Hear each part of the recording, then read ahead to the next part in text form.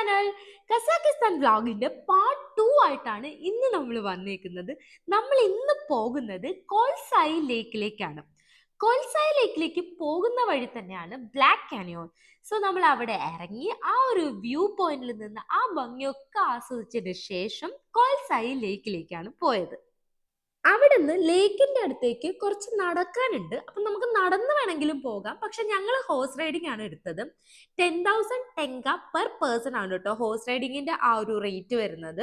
സത്യത്തിൽ ഞാൻ നല്ല പേടിച്ച് വരണ്ടിരിക്കുകയാണ്. കാരണം ആ കുന്നിന്റെ മേലെയുള്ള ചെറിയ വഴി കൂടെയാണ് ഈ ഹോഴ്സ് വരുന്നത്. അപ്പൊ ആ ഹോഴ്സിന്റെ ആ ഒരു സ്പീഡൊക്കെ ആയപ്പോഴത്തേക്ക് ഞാൻ ആകെ ഒന്ന് വരണ്ട്.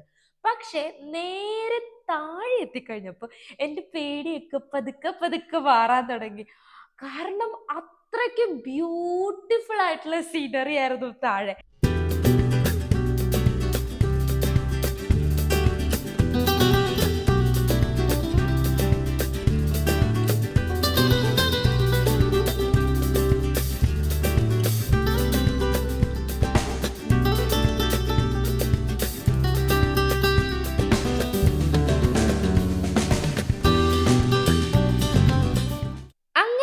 ഹോഴ്സ് റൈഡ് ചെയ്ത് ഒരു കേവിന്റെ മുന്നിലാണ് വന്നത്.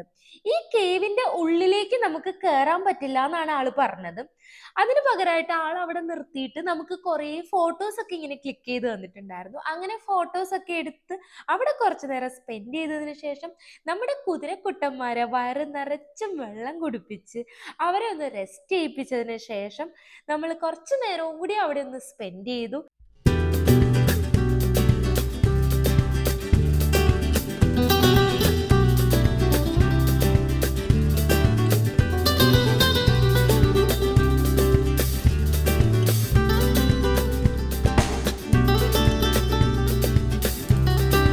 അതിനുശേഷം ഞങ്ങളെ കോൾസായി ലേക്കിന്റെ മുന്നിൽ ഇറക്കി വിട്ടതിന് ശേഷം ഹോഴ്സ് റൈഡിങ്ങിന് വന്ന ആള് കയറിപ്പോയി.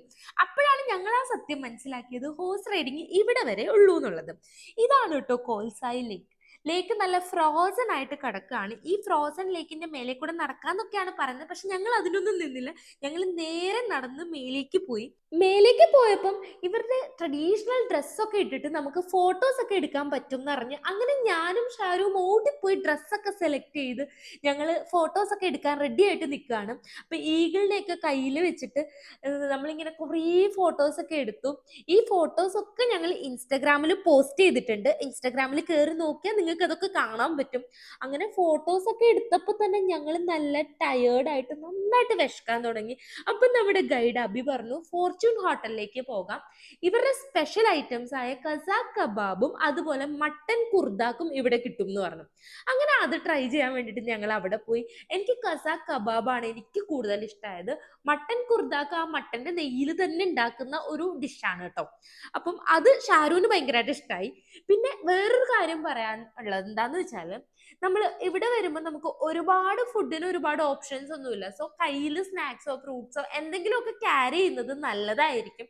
എല്ലാവർക്കും ഇവിടുത്തെ ടേസ്റ്റ് ഒന്നും സെറ്റ് ആവണം എന്നില്ല. അങ്ങനെ ഫുഡൊക്കെ കഴിച്ചതിന് ശേഷം വീണ്ടും നമ്മൾ നമ്മുടെ യാത്ര സ്റ്റാർട്ട് ചെയ്തു. നമ്മൾ നെക്സ്റ്റ് ഡെസ്റ്റിനേഷനിലേക്ക് പോവുകയാണ്. നെക്സ്റ്റ് ഡെസ്റ്റിനേഷൻ എവിടാണെന്നുള്ളത് പാർട്ട് 3 വീഡിയോയിൽ നമ്മൾ അപ്ലോഡ് ചെയ്യുന്നതായിരിക്കും. നമ്മുടെ വീഡിയോസ് ഒക്കെ എല്ലാവർക്കും ഇഷ്ടപ്പെടുന്നുണ്ടെന്ന് വിശ്വസിക്കുന്നു. ഇഷ്ടപ്പെടുന്നുണ്ടെങ്കിൽ നിങ്ങളുടെ അഭിപ്രായങ്ങൾ നിങ്ങൾ കമന്റ്സ് ആയിട്ട് അറിയിക്കുക. അതുപോലെ തന്നെ നമ്മുടെ ചാനലും സബ്സ്ക്രൈബ് ചെയ്യുക. Stay tuned and thanks for watching. Bye bye.